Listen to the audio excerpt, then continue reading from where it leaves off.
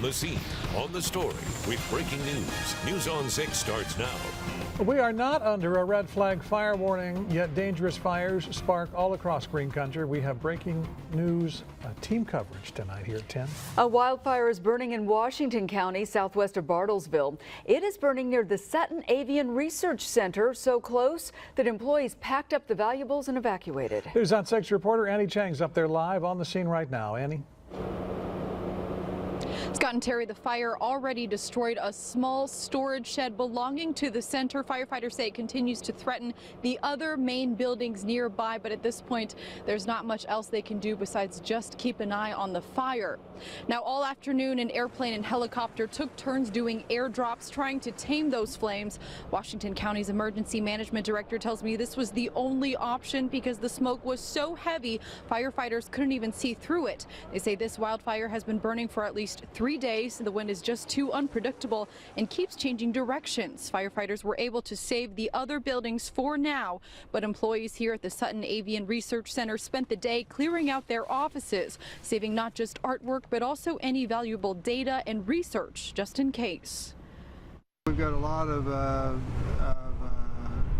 different types of data that we've collected, over the years, long-term studies that are invaluable. That's why we're moving out all our computers and other types of data and specimens and so forth. We've got a very steep cliff on the other side of these buildings, and that fire is coming up that with a lot of velocity when it reaches the top. Now we're told this crew of firefighters right here behind me will be here overnight monitoring the fire. Then the airdrops will continue in the morning. Reporting live on the scene on the story in Washington County, I'm Annie Chang, News on 6. Crews were on guard all day as 1,000 acres of woodland burned west of Okmulgee. The wildfire started at a gun club over the weekend, eventually spreading into the Okmulgee Wildlife Management Area. Marty Casper is on the scene and continues our team coverage tonight. For much of the day, crews monitored the wind using it and the lay of the land to keep a large wildfire contained. Throughout the day, smoke could be seen filling the horizon just 6 miles west of the city of Okmulgee. Towering plumes of smoke and scorched earth inundate the Okmulgee Wildlife Management Area, conditions near perfect for the fire to spread. We're just having to live with the conditions that are here because it is a wildfire, and so we're trying to contain it. Rex Umber is a biologist with the Oklahoma Department of Wildlife. He says the fire started over the weekend at a gun range nearby. And they tried to suppress it with hand tools, but it wasn't really successful. The fire spread and workers from the Oklahoma Forestry Services fought back. Fighting fire with fire. Crews are not fighting the fire, they're doing what's called backfire or preventative fires, using the wind speed and direction to burn the land before the wildfire reaches it. You back up to a good fire break, set your backfires, and let it burn in, and that way it's black and you have it contained. The goal for the better part of the day was to keep the fire from crossing this road, and that's because just 10 feet away, there's all this fuel ready to burn. If there's some snags that's on fire right close to the fire guards here, we can cut them down and take care of them. The fire has burned more than 1,000 acres of wooded area. As the wind shifts throughout the night, crews will move locations to make sure they keep it contained. No injuries have been reported and no buildings have been damaged. The exact cause of the fire is still unknown. One positive note, this area was already scheduled by the state to be burned later this year as part of wildlife conservation efforts. On the scene, on the story in Okmulgee County, Marty Casper, News on 6. Drone 6 was over these flames in Pittsburgh County that forced at least 100 people from their homes in Longtown. And tonight, firefighters believe this fire was intentionally set. It destroyed at least 9 homes. Some homeowners used garden hoses on the ground, while the Forestry Service dropped water from the air. When the plane came in, he was dropping water down on my house. They said I had embers all on top of my house. It was on fire. And he was just dropping so much water that he actually knocked my drain pipes off. That's how much water was coming off there. That fire spread over more than 6,000 acres. Firefighters are still checking on hotspots tonight, but they say they don't expect any more flare-ups. Only on 6, a former Tulsa Public Schools resource officer is under investigation tonight for using excessive force. Charles Gadd was serving as the interim police chief in Fairview at Major County at the time. The allegations stem from a 2015 incident in the Major County jail where an inmate claims he was handcuffed and then assaulted by Gadd. Richard Hicks' lawyer says he was drunk when he was arrested, and after allegedly disregarding an officer's commands, Gadd cuffed him, wrestled him to the floor, and punched and kicked him. A lawsuit claims the city of Fairview hired Gadd despite a history of violence. Gadd was previously alleged to have slammed a student's head into a wall and kicked another student during his time with TPS. Gadd denies the allegations. A new warrant has been issued for a Tulsa man suspected of raping a woman 10 years ago. DNA taken from Alexander Agbanzi after another felony conviction linked him to the assault. He was supposed to be back in court today, but failed to show. News on 6 was there as Tulsa police arrested Dominique Brown for the murder of Jeremy Armstrong.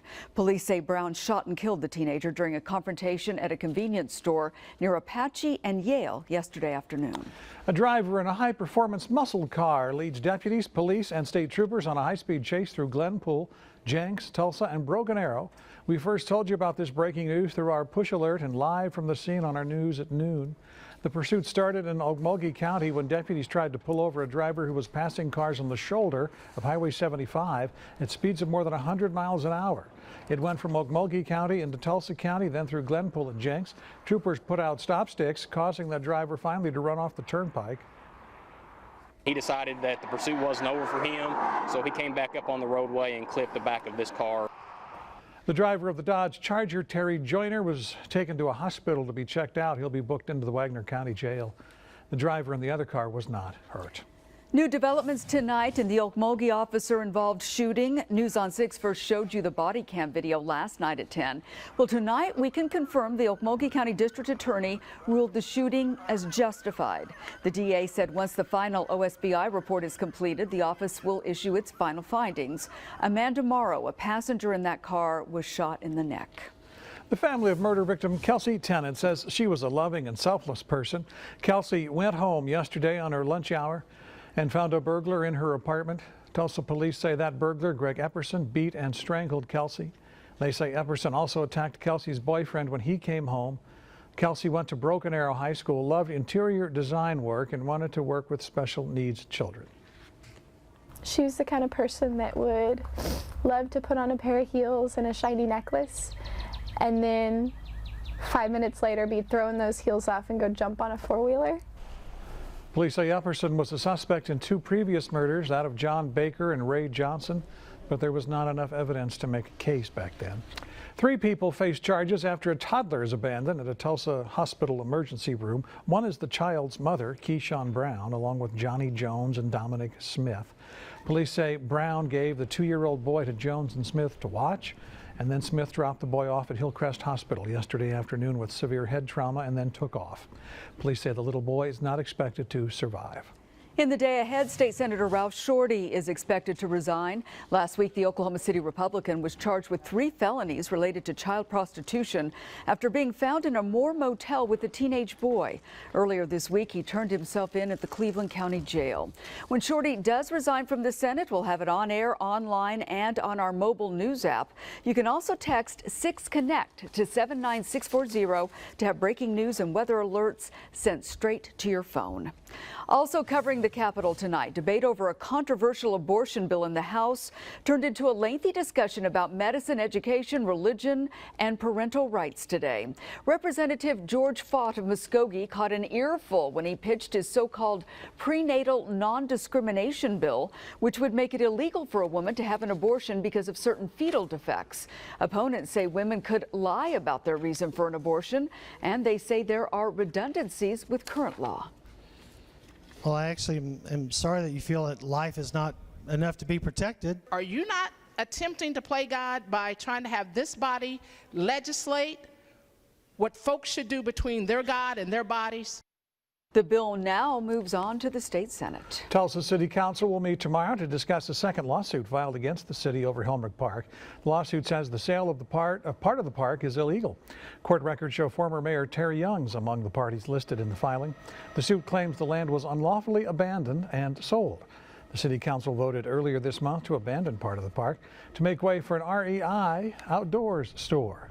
And Tulsa Public Schools will start construction on an elementary school expansion come August. McKinley Elementary has students in 8 portable buildings right now, with an expansion planned to the west of that current building. That required the purchase of a trailer park. The district met with residents of that park tonight and told them the park will close by May 31st.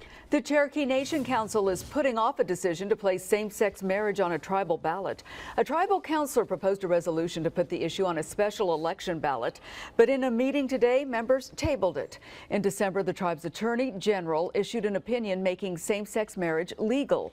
This decision by the Cherokees comes less than 24 hours after Osage Nation voters approved legalizing same-sex marriage. A big cool down's coming to the Osage Casino Skycam network. Coming up in 6 minutes, Travis tells us when some rain will be falling on your streets.